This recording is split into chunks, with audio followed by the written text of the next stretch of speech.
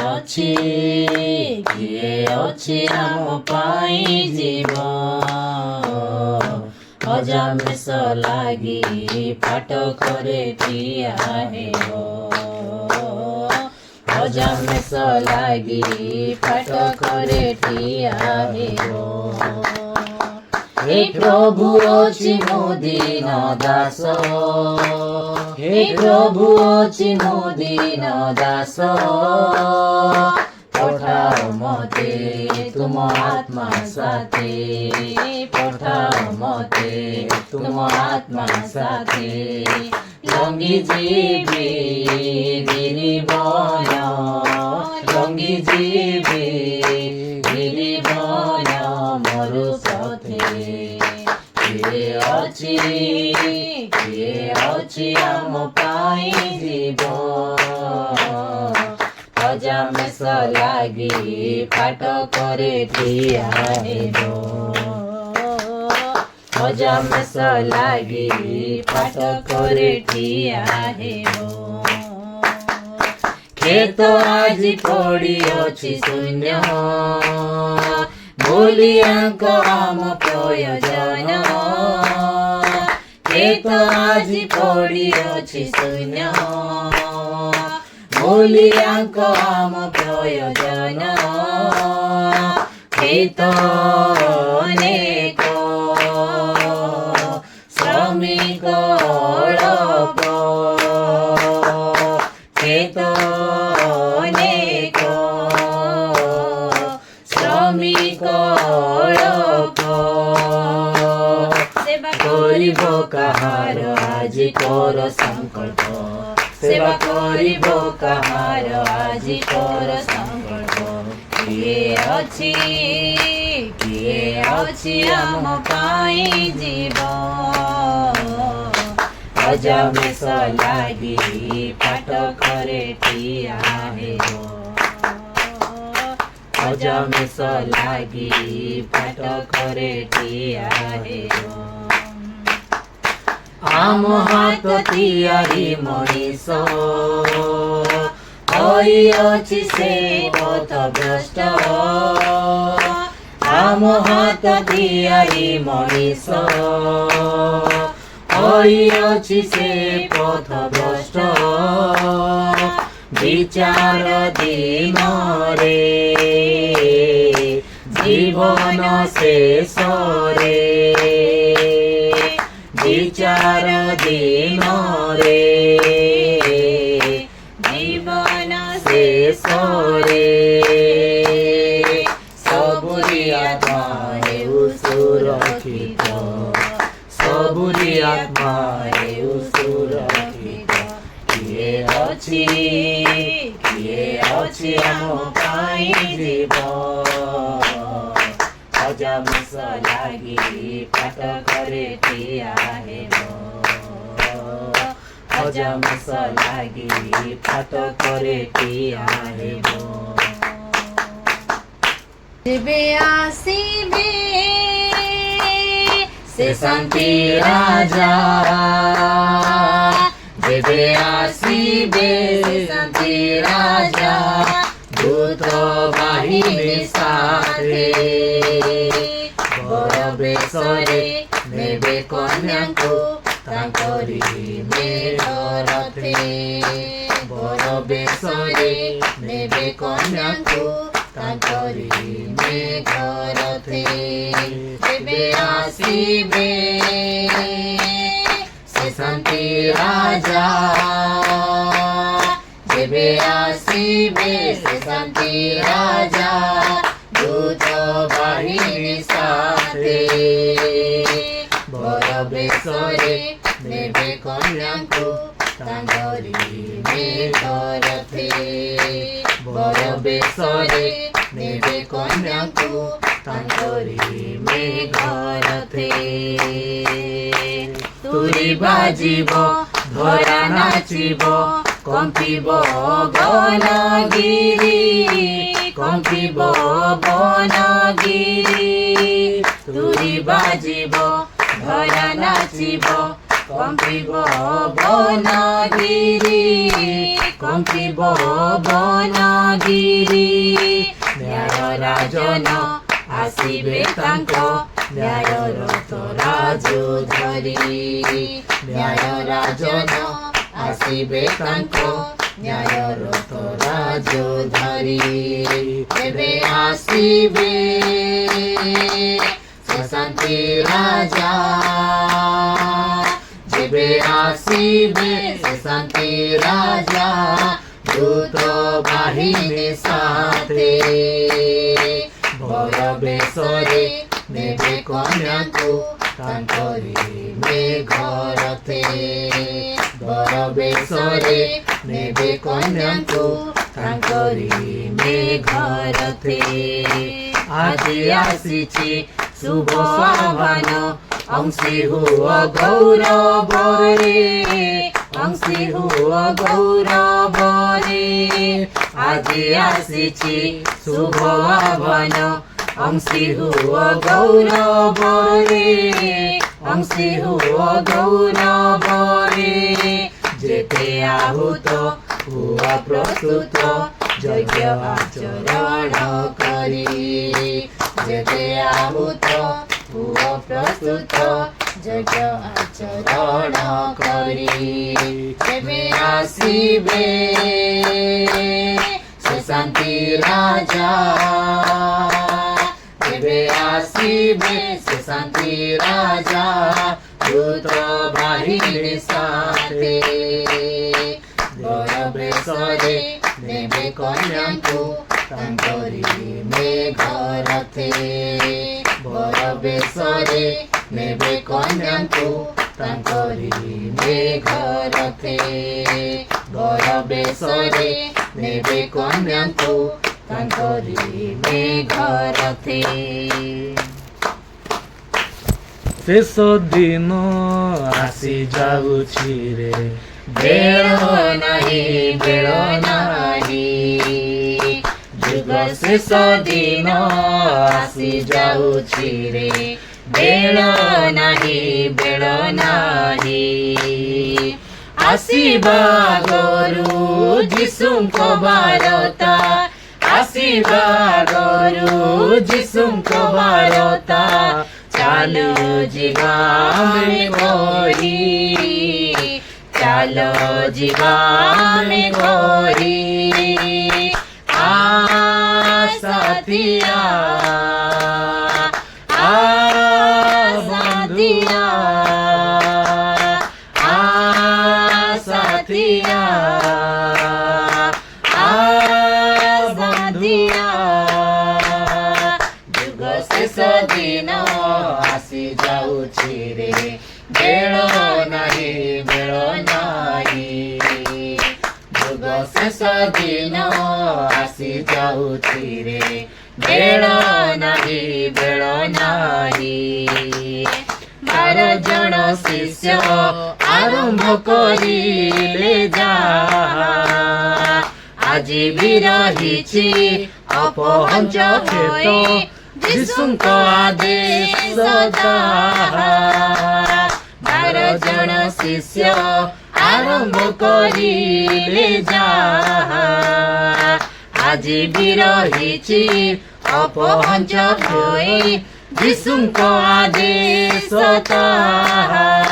ଶେଷ ସମାଚାର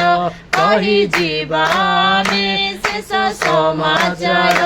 କହିଯିବା ଆମେ ଆସେ ଡାକରା ରେ ଆସେ ଡାକରା ଆସେ ଡାକରା ରେ ଆସେ ଡାକରା ସାଥିଆ ବନ୍ଧୁଆ ସାଥିଆ ବନ୍ଧୁଆ ଯୁଗ ଶେଷ ଦିନ ଆସି ଯାଉଛି ରେ ବେଳ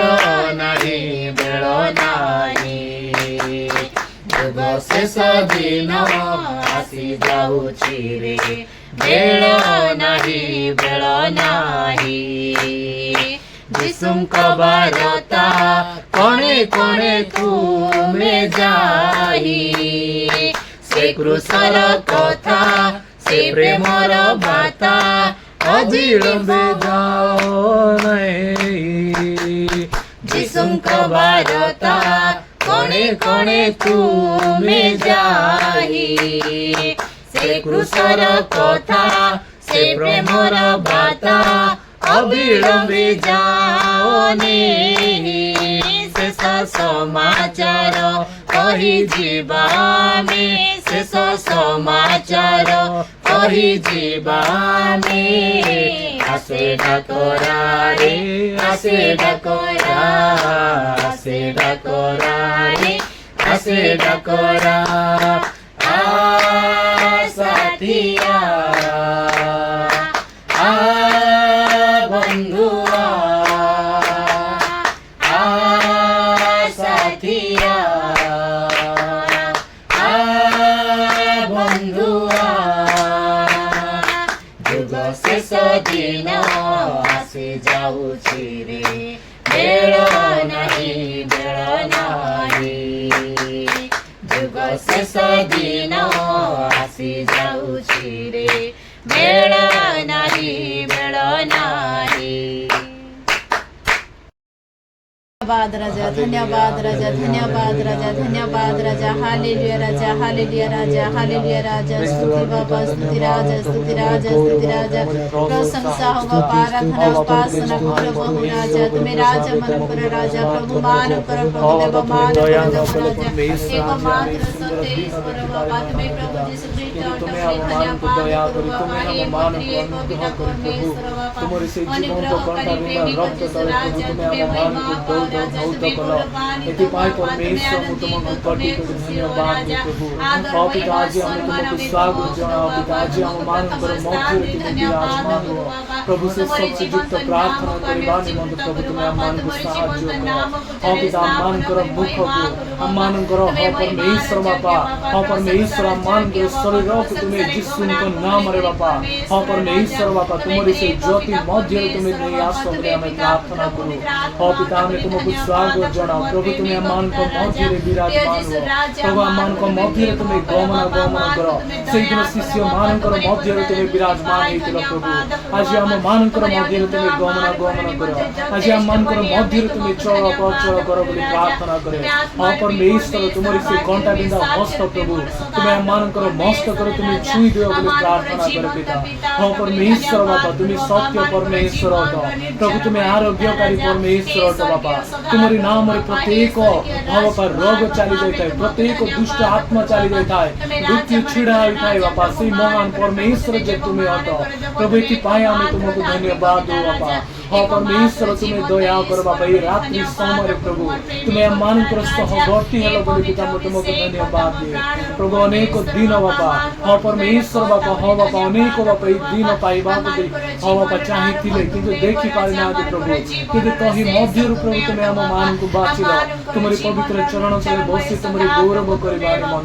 प्रभु एथि पाए मैं तुमको धन्यवाद दे बाबा हालेलुया प्रेज द लॉर्ड धन्यवाद हो पिता धन्यवाद हो प्रभु और राजा तुम्हें राजा मान करो राजा तुम्हें प्रभु मान करो प्रभु तुम्हें देव मान करो देव तुम्हें जे स्वर्ग रो परमेश्वर स्वर्ग जे तुम्हारी सिंहासन पृथ्वी जे तुम्हारी पाद पीठ से महान परमेश्वर जे तुम्हें हट बोली पिता मैं तुमको धन्यवाद दे और राजा तुम्हें महिमा रे वास करिबा परमेश्वर प्रभु तुम्हें हो बाबा स्वर्ग हो बाबा तुम्हारी सिंहासन हटे बाबा से महान परमेश्वर जे तुम्हें हट प्रभु एथि पाए मैं तुमको धन्यवाद दे बाबा हो परमेश्वर तुम्हें हम मान को बाबा हो परमेश्वर तुम्हारी राज्य रे नेबा निमंते प्रभु तुम्हें पुनर्बार आसीबा परमेश्वर मान को निमंते अपना प्राण देवा परमेश्वर जे तुम्हें हट बोली पिता मैं तुमको धन्यवाद दे और राजा धन्यवाद प्रभु धन्यवाद प्रभु और परमेश्वर मान वाक्य पढ़िबा समय प्रभु तुम्हें मान कर सहवर्ती हो पिता में जहाँ मध्य पढ़िबो पिता से वाक्य दी तुम्हें कार्य करो से वाक्य दी तुम्हें मान को कथा को हाँ परमेश्वर बापा हाँ बापा जो वाक्य मन बुझी पारि बने से वाक्य तुम्हें हम मान को बुझाओ हाँ बापा से आत्मा तुम्हें हम मान को प्रदान करो जे प्रकार परमेश्वर तुम्हारे जीवन तो वाक्य को प्रभु बुझिबा निमंते बापा से शक्ति रे तुम्हें हम मान को परिपूर्ण करो हे मोर स्वर्गीय परमेश्वर तुम्हें सही दिन बापा तुम्हें कहितलो କହିଲ ପ୍ରଭୁ ମନୁଷ୍ୟ କେବଳ ରୋଟିରେ ବଞ୍ଚିବ ନାହିଁ କିନ୍ତୁ ତୁମରି ମୁଖର ନିର୍ଗତ ପ୍ରତ୍ୟେକ ବାକ୍ୟରେ ବଞ୍ଚିବ ବୋଲି ପ୍ରଭୁ ଆଜି ସେଇ ଜୀବନ୍ତ ବାକ୍ୟକୁ ଭଜନ କରିବା ନିମନ୍ତେ ପ୍ରଭୁ ତୁମେ ଆମମାନଙ୍କୁ ସାହାଯ୍ୟ କର ପୁଣି ଆମମାନଙ୍କର ମୁଖକୁ ତୁମେ ଖୋଲି ଦିଅ ବାପା ତୁମରି ସେ ଆତ୍ମିକ ଭଜନକୁ ହଁ ବାପା ପାଳନ କରିବା ନିମନ୍ତେ ପ୍ରଭୁ ତୁମେ ଆମମାନଙ୍କୁ ଦୟା କର ବାପା ତୁମରି ଶକ୍ତିଯୁକ୍ତ ବାକ୍ୟରେ ପରିପୂର୍ଣ୍ଣ ହେବା ନିମନ୍ତେ ପ୍ରଭୁ ତୁମେ ସାହାଯ୍ୟ କର ହଁ ପରମେଶ୍ୱର ବାପା ତୁମେ ଦୟା କର ବାପା ତୁମେ ଆମମାନଙ୍କ ମଧ୍ୟରେ ଆସ ପ୍ରଭୁ ତୁମେ କହିଲ ଯେଉଁଠାରେ ମୋ ନାମରେ 2 କିମ୍ବା 3 ଜଣ ଏକତ୍ରିତ ହେବେ ସେଠାରେ ମୁଁ ବିରାଜମାନ ହେବି ପ୍ରଭୁ ସେଇ ଜୀବନ୍ତ ବାକ୍ୟ ଅନୁସାରେ ତୁମେ ଆମମାନଙ୍କ ମଧ୍ୟରେ ଆସ ଆମମାନଙ୍କର ପ୍ରାର୍ଥନାର ବିନତି ତୁମେ ଶ୍ରବଣ କର ବୋଲି ପ୍ରାର୍ଥନା କର ଧନ୍ୟବାଦ ଧନ୍ୟବାଦ ଆମମାନଙ୍କର ପାପରେ କ୍ଷମା କରି ପିତା ବୋଲି ଧନ୍ୟବାଦ କରୁ ରାଜା ଧନ୍ୟବାଦ ପବିତ୍ର ପିତା ହାଲେଲୁୟା ବାପା ହାଲେଲୁୟା ରାଜା ହାଲେଲୁୟା ରାଜା ହାଲେଲୁୟା ରାଜା ହାଲେଲୁୟା ହାଲେଲୁୟା ହାଲେଲୁୟା ଧନ୍ୟବାଦ ଧନ୍ୟବାଦ ପ୍ରଭୁ ପ୍ରଭୁ ଏବେ ଆମେ ବାକ୍ୟ ପଢ଼ିବାକୁ ଯାଉଛୁ ପ୍ରଭୁ ସେ ବାକ୍ୟ ପଢ଼ି ପ୍ରଭୁ ଭଲ ଭାବରେ ବୁଝିପାରିବୁ ପ୍ରଭୁ ଆମକୁ ଆଶୀର୍ବାଦ କର ପ୍ରଭୁ ଏ ଛୋଟ ନିବେଦନ ଯୀଶୁ ଖ୍ରୀଷ୍ଟଙ୍କ ନାମରେ ମାଗିଲି ପିତା ଆମେନ୍। ପ୍ରଭୁ ଆପଣ କ୍ରୋଧରେ ସିୟୋନ କନ୍ୟାକୁ କିପରି ମେଘାଚ୍ଛନ୍ନ କରିଅଛନ୍ତି ସେ ଇସ୍ରାଏଲର ସଭା ସ୍ୱର୍ଗରୁ ପୃଥିବୀକି ପକାଇ ଦେଇଅଛନ୍ତି ପୁଣି ଆପଣ କ୍ରୋଧର ଦିନରେ ଆପଣ ପାଦପୀଠ ସ୍ମରଣ କରି ନାହାନ୍ତି ପ୍ରଭୁ ଜାକୁବର ସକଳ ବାସସ୍ଥାନ ଗ୍ରାସ କରିଅଛନ୍ତି ଓ ଦୟା କରି ନାହାନ୍ତି ସେ ଆପଣ କୋପରେ ଯୁହୁଦା କନ୍ୟାର ଦୃଢ଼ ଦୁର୍ଗ ସବୁ ଉତ୍ପାତନ କରିଅଛନ୍ତି ସେ ସବୁକୁ ସେ ଭୂମିସାତ କରିଅଛନ୍ତି ରାଜ୍ୟ ଓ ତହିଁର ଅଧିପତିଗଣକୁ ସେ ଅଶୁଚି କରିଅଛନ୍ତି ସେ ପ୍ରଚଣ୍ଡ କ୍ରୋଧରେ ଇସ୍ରାଏଲର ଶୃଙ୍ଗ ସବୁ କାଟି ପକାଇଅଛନ୍ତି ସେ ଶତ୍ରୁ ସମ୍ମୁଖରୁ ଆପଣା ଦକ୍ଷିଣ ହସ୍ତ ପଛକୁ ଟାଣି ନେଇଅଛନ୍ତି ଆଉ ସେ ଅଗ୍ନିଶିଖା ପରି ଜାକୁବକୁ ପ୍ରଜ୍ୱଳିତ କରିଅଛନ୍ତି ତାହା ଚତୁର୍ଦିଗ ଗ୍ରାସ କରାଇ ସେ ଶତ୍ରୁତୁଲ୍ୟ ଆପଣା ଧନୁରେ ଗୁଣ ଦେଇଅଛନ୍ତି ସେ ବିପକ୍ଷ ପରି ଆପଣା ଦକ୍ଷିଣ ହସ୍ତ ଟେକି ଠିଆ ହୋଇଅଛନ୍ତି ଓ ଚକ୍ଷୁର ସୁଖଜନକ ସକଳକୁ ବଧ କରିଅଛନ୍ତି ସେ ସିୟୋନ କନ୍ୟାର ତମ୍ବୁ ମଧ୍ୟରେ ଆପଣା କୋପ ଅଗ୍ନି ପରି ଢାଳି ଦେଇଅଛନ୍ତି ପ୍ରଭୁ ଶତ୍ରୁତୁଲ୍ୟ ହୋଇଅଛନ୍ତି ସେ ଇସ୍ରାଏଲକୁ ଗ୍ରାସ କରି ପକାଇଅଛନ୍ତି ସେ ତାହାର ଅଟ୍ଟାଳିକା ସକଳ ଗ୍ରାସ କରି ପକାଇଅଛନ୍ତି ସେ ତାହାର ଦୁର୍ଗ ସବୁ ଧ୍ୱଂସ କରିଅଛନ୍ତି ଆଉ ସେ ଜିହୁଦାର କନ୍ୟା ମଧ୍ୟରେ ଶୋକ ଓ ବିଳାପ ବୃଦ୍ଧି କରିଅଛନ୍ତି ସେ ଉଦ୍ୟାନସ୍ଥ ତମ୍ବୁ ପରି ଆପଣା ଆବାସ ତମ୍ବୁ ବଳପୂର୍ବକ ଦୂର କରିଅଛନ୍ତି ସେ ଆପଣା ସମାଜ ସ୍ଥାନ ନଷ୍ଟ କରିଅଛନ୍ତି ସଦାପ୍ରଭୁ ସିୟୋନରେ ମହାସଭା ଓ ବିଶ୍ରାମ ବାର ବିସ୍ମୃତ କରାଇଅଛନ୍ତି ଓ ଆପଣା କ୍ରୋଧର ପ୍ରଚଣ୍ଡତାରେ ରାଜା ଓ ଯାଜକକୁ ତୁଚ୍ଛ ଜ୍ଞାନ କରିଅଛନ୍ତି ଆମେନ୍। ପ୍ରଭୁ ଆପଣା ଯଜ୍ଞ ବେଦୀ ଦୂର କରିଅଛନ୍ତି ସେ ଆପଣା ପବିତ୍ର ସ୍ଥାନ ଘୃଣା କରିଅଛନ୍ତି ସେ ତାହାର ଅଟ୍ଟାଳିକାର ଭିତ୍ତି ଶତ୍ରୁ ହସ୍ତରେ ସମର୍ପଣ କରିଅଛନ୍ତି ସେମାନେ ସଦାପ୍ରଭୁଙ୍କ ଗୃହ ମଧ୍ୟରେ ମହାସଭାର ଦିନ ତୁଲ୍ୟ ଚହଳ କରିଅଛନ୍ତି ସଦାପ୍ରଭୁ ସିୟୋନ କନ୍ୟାର ପ୍ରାଚୀର ନଷ୍ଟ କରିବାକୁ ସଂକଳ୍ପ କରିଅଛନ୍ତି ସେ ସୂତ୍ର ଟାଣିଅଛନ୍ତି ସେ ବିନାଶକରଣରୁ ଆପଣା ହସ୍ତ ନିବୃତ୍ତ କରିନାହାନ୍ତି ମାତ୍ର ସେ ପରୀକ୍ଷା ଓ ପ୍ରାଚୀରକୁ ବିଳାପ କରାଇଛନ୍ତି ସେମାନେ ଏକାବେଳେ ନିସ୍ତେଜ ହେଉଅଛନ୍ତି ତାହାର ନଗର ଦ୍ୱାର ସକଳ ଭୂମିରେ ମଗ୍ନ ହୋଇଅଛି ସେ ତାହାର ଅର୍ଗଳ ସବୁ ନଷ୍ଟ ଓ ଖଣ୍ଡ ଖଣ୍ଡ କରିଅଛନ୍ତି ଯେଉଁ ଗୋଷ୍ଠୀମାନଙ୍କର ବ୍ୟବସ୍ଥା ନାହିଁ ସେମାନଙ୍କ ମଧ୍ୟରେ ତାହାର ରାଜା ଓ ଅଧିପତି ଗଣ ଅଛନ୍ତି ହଁ ତାହାର ଭବିଷ୍ୟତ ବକ୍ତାଗଣ ସଦାପ୍ରଭୁଙ୍କ ଠାରୁ କୌଣସି ଦର୍ଶନ ପାଆନ୍ତି ନାହିଁ ସିୟୋନ କନ୍ୟାର ପ୍ରାଚୀନ ଗଣ ଭୂମିରେ ବସୁଅଛନ୍ତି ସେମାନେ ନୀରବ ହୋଇ ରହିଅଛନ୍ତି ସେମାନେ ଆପଣା ମସ୍ତକରେ ଧୂଳି ପକାଇଅଛନ୍ତି ସେମାନେ କୋଟି ଦେଶରେ ଚୋଟ ବାନ୍ଧିଅଛନ୍ତି ଜେରୁସାଲେମର କୁମାରୀ ଗଣ ଭୂମିକି ଆପଣା ମସ୍ତକ ନୁଆଇଅଛନ୍ତି ମୋହର ଚକ୍ଷୁ ଲୋତକରେ କ୍ଷୀଣ ହୋଇ ମୋର ଅନ୍ତର ବ୍ୟତୀତ ହୋଇ ମୋ ଲୋକଙ୍କ କନ୍ୟାର ବିନାଶ ହେତୁ ମୋହର କଲିଜା ଭୂମିରେ ଢଳା ଯାଇଅଛି କାରଣ ନଗରର ପଥସମୂହରେ ବାଳକ ବାଳିକା ଓ ସ୍ତନ୍ୟପାୟୀ ଶିଶୁମାନେ ମୂର୍ଚ୍ଛାପନ୍ନ ହୋଇଅଛନ୍ତି ଶସ୍ୟ ଓ ଦ୍ରାକ୍ଷାରସ କାହିଁ ଏହି କଥା ଆପଣା ଆପଣା ମାତାକୁ କହୁ କହୁ ସେମାନେ ନଗରର ପଥ ସମୂହରେ କ୍ଷତବିକ୍ଷତ ଲୋକ ପରି ମୂର୍ଚ୍ଛାପନ୍ନ ହୁଅନ୍ତି। ସେମାନେ ଆପଣା ଆପଣା ମାତାର କୋଳରେ ପ୍ରାଣତ୍ୟାଗ କରନ୍ତି।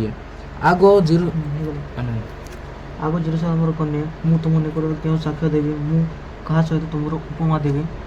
ଆଗ ସିଓନ କୁମାରୀ, ମୁଁ ତୁମକୁ ସାନ୍ତ୍ୱନା ଦେବା ପାଇଁ କାହାର ସମାନ ତୁମକୁ କରିବି? କାରଣ ତୁମର କ୍ଷତ ସମୁଦ୍ର ପରି ବଡ଼, କିଏ ତୁମକୁ ସୁସ୍ଥ କରିପାରେ? ତୁମର ଭବିଷ୍ୟତ ବକ୍ତାମାନେ ତୁମ ନିମନ୍ତେ ଆଶାରତା ଓ ମୂର୍ଖତାର ଦର୍ଶନ ପାଇଅଛନ୍ତି, ଆଉ ତୁମର ବନ୍ଧୁତ୍ୱର ମୋଚନ ନିମନ୍ତେ ସେମାନେ ତୁମର ଅଧର୍ମ ପ୍ରକାଶ କରିନାହାନ୍ତି, ମାତ୍ର ଅସାର ଭାରକ୍ତି ଓ ତୁମ ନିର୍ବାସିତ ହେବାର କାରଣ ଦେଖି ପ୍ରଚାର କରିଅଛନ୍ତି। ପଥିକମାନେ ତୁମ ପ୍ରତି ହାତତାଳି ଦିଅନ୍ତି। ସେମାନେ ଶିସ୍ ଶବ୍ଦ କରି ଓ ଜେରୁସାଲେମର କନ୍ୟା ଆଡ଼େ ମସ୍ତକ ହଲାଇ କୁହନ୍ତି, ଯେଉଁ ନଗରକୁ ଲୋକେ ସୌନ୍ଦର୍ଯ୍ୟର ସିଦ୍ଧି ଓ ସମୁଦାୟ ପୃଥିବୀର ଆନନ୍ଦ ସ୍ୱରୂପ ବୋଲି କହିଲେ, ତାହା କି ଏହି ତୁମର ଶତ୍ରୁ ସକଳ ତୁମ ବିରୁଦ୍ଧରେ ଫର୍ଚ୍ଚା କରି ଆପଣା ମୁଖ ମେଲାଇ ଅଛନ୍ତି। ସେମାନେ ଶିସ୍ ଦିଅନ୍ତି ଓ ଦନ୍ତ କଡ଼ମଳ କରନ୍ତି। ସେମାନେ କହନ୍ତି, ଆମ୍ଭେମାନେ ତାହାକୁ ଗ୍ରାସ କରିଅଛୁ। ଆମ୍ଭେମାନେ ଯେଉଁ ଦିନର ଅପେକ୍ଷା କଲୁ, ଏ ଅବଶ୍ୟ ସେହି ଦିନ। ଆମ୍ଭେମାନେ ତାହା ପାଇଲୁ, ଆମ୍ଭେମାନେ ତାହା ଦେଖିଲୁ। ସଦାପ୍ରଭୁ ଯାହା ସଂକଳ୍ପ କଲେ ତାହା ସିଦ୍ଧ କରିଅଛନ୍ତି। ସେ ପୁରାତନ କାଳରେ ଯାହା ଆଜ୍ଞା କରିଥିଲେ, ଆପଣାର ସେହି ବାକ୍ୟ ସଫଳ କରିଅଛନ୍ତି। ସେ ନିପାତ କରିଅଛନ୍ତି ଓ ଦୟା କରିନାହାନ୍ତି, ଆଉ ସେ ଶତ୍ରୁକୁ ତୁମ ଉପରେ ଆନନ୍ଦ କରିବାକୁ ଦେଇଅଛନ୍ତି। ସେ ତୁମ ବିପକ୍ଷ ଗଣର ଶୃଙ୍ଗ ଉନ୍ନତ କରିଅଛନ୍ତି। ଲୋକମାନଙ୍କର ହୃଦୟ ପ୍ରଭୁଙ୍କ ନିକଟରେ ପ୍ରାର୍ଥନା କଲା, ହେ ସିୟନ କନ୍ୟାର ପ୍ରାଚୀର, ଦିବାରାତ୍ର ଅଶ୍ରୁଧାର ସ୍ରୋତ ପରି ବୁହାଅ। ତୁମେ ଆପଣାକୁ କିଛି ବିଶ୍ରାମ ଦିଅ ନାହିଁ, ତୁମ ଚକ୍ଷୁର ତାରା ଶ୍ରାନ୍ତ ନ ହେଉ। ଉଠ, ରାତ୍ରିରେ ପ୍ରତ୍ୟେକ ପ୍ରହର ଆରମ୍ଭରେ ଆର୍ତ୍ତସ୍ୱର କର। ପ୍ରଭୁଙ୍କ ସମ୍ମୁଖରେ ତୁମର ହୃଦୟ ଜଳ ପରି ଢାଳି ଦିଅ। ତୁମର ବାଳକ ବାଳିକା ଗଣର ପ୍ରାଣ ରକ୍ଷାର୍ଥେ ତାହାଙ୍କ ଛାମୁରେ କୃତାଞ୍ଜଳି ହୁଅ। ସେମାନେ ପ୍ରତ୍ୟେକ ସଡ଼କର ମୁଣ୍ଡରେ କ୍ଷଦାରେ କ୍ରାନ୍ତ ହେଉଅଛନ୍ତି। ହେ ସଦାପ୍ରଭୁ, ଦେଖ, ନିରୀକ୍ଷଣ କର, ତୁମେ କାହା ପ୍ରତି ଏହି ପ୍ରକାର ବ୍ୟବହାର କରିଅଛ? ସ୍ତ୍ରୀ ଲୋକ କି ଆପଣା ଗର୍ଭଫଳକୁ ହସ୍ତରେ ଲାଳିତ ଶିଶୁମାନଙ୍କୁ ଭୋଜନ କରିବେ? ଯାଜକ ଭବିଷ୍ୟତ ବକ୍ତା କି ପ୍ରଭୁଙ୍କର ପବିତ୍ର ସ୍ଥାନରେ ହତ ହେବେ? ଆବାଳ ବୃଦ୍ଧ ଲୋକ ବାଟରେ ଭୂମିରେ ପଡ଼ିଅଛନ୍ତି। ଆମ୍ଭର କୁମାରୀ ଓ ଯୁବକ ଗଣ ଖଡ଼ଗରେ ହତ ହୋଇ ପଡ଼ିଅଛନ୍ତି। ତୁମେ ସେମାନଙ୍କୁ ଆପଣା କ୍ରୋଧର ଦିନରେ ବଧ କରିଅଛ। ତୁମେ ଦୟା ନ କରି ହତ୍ୟା କରିଅଛ। ତୁମେ ମୋର ଚତୁର୍ଦିଗସ୍ଥ ଆଶଙ୍କା ସକଳକୁ ମହାସଭା ଦିନର ନ୍ୟାୟ ଆହ୍ୱାନ କରିଅଛ। ସଦାପ୍ରଭୁଙ୍କ କ୍ରୋଧର ଦିନରେ କେହି ରକ୍ଷା ପାଇଲେ ନାହିଁ କି ଅବଶିଷ୍ଟ ରହିଲେ ନାହିଁ। ଯେଉଁମାନଙ୍କୁ ମୁଁ ଲାଳନ ପାଳନ କଲି, ସେମାନଙ୍କୁ ମୋର ଶତ୍ରୁ ସଂହାର କରିଅଛି। ଆମେନ୍। Hallelujah, hallelujah, hallelujah. ଧନ୍ୟବାଦ ହେଉଛି ପରମେଶ୍ୱର ପିତା। ପ୍ରଭୁ ଏବେ ବାକ୍ୟ ପଢ଼ିଲୁ, ଯେପରି ପ୍ରଭୁ ସେ ବାକ୍ୟ ପଢ଼ି ମନେ ରହିବ। ପ୍ରଭୁ ତୁମେ ଆଶୀର୍ବାଦ କର। ପ୍ରଭୁ ଏବେ ଖାଇକି ପ୍ରଭୁ ମଲା ପରି ଶୋଇବୁ। ପ୍ରଭୁ ସେ ରାତ୍ରି ସାରା ସବୁ ସମୟରେ ପ୍ରଭୁ ତୁମେ ଆମ ସହବର୍ତ୍ତୀ ଥାଅ। ଦିନ ଯାକ ପ୍ରଭୁ ଆମ ସହବର୍ତ୍ତୀ ଥିଲ। ପ୍ରଭୁ ରାସ୍ତାରେ ଯିବା ଆସିବାରେ ସବୁ ଜାଗାରେ ଶୃଙ୍ଖଳାରେ ନେଇ ଘରେ ଆଣି ପହଞ୍ଚାଇଲ ବୋଲି ଧନ୍ୟବାଦ ଦେଉଛି ପରମେଶ୍ୱର ପିତା। ଏହି ଛୋଟ ନିବେଦନ ପ୍ରଭୁ ଶ୍ରୀକୃଷ୍ଣଙ୍କ ନାମରେ ମାଗିଲି ପିତା, ଆମେନ୍। ପ୍ରଭୁ ଶିଖାଇଥିବା ପ୍ରାର୍ଥନା କରୁଥିବା।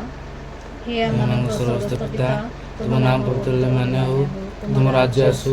ଯେପରି ସ୍ୱର୍ଗରେ ସେପରି ପୃଥିବୀରେ ତୁମ ଇଚ୍ଛା ସଫଳ ହେଉ। ଆଜି ଏମାନଙ୍କ ଭୋଜନ ଆହାର ଦିଅ। ଆମେ ଯେପରି ଆପଣ ଅପରାଧୀମାନଙ୍କୁ କ୍ଷମା କରୁଛୁ, ସେହିପରି ଆମ ଅପରାଧ କ୍ଷମା କର। ପରୀକ୍ଷାରେ ଆମକୁ ନାହିଁ, ମାତ୍ର ମନ୍ଦିର ରକ୍ଷା କର। ଯେଉଁ ରାଜ୍ୟ ପରାକ୍ରମ ଗୌରବ ଯୁଗେ ଯୁଗେ ତୁମର।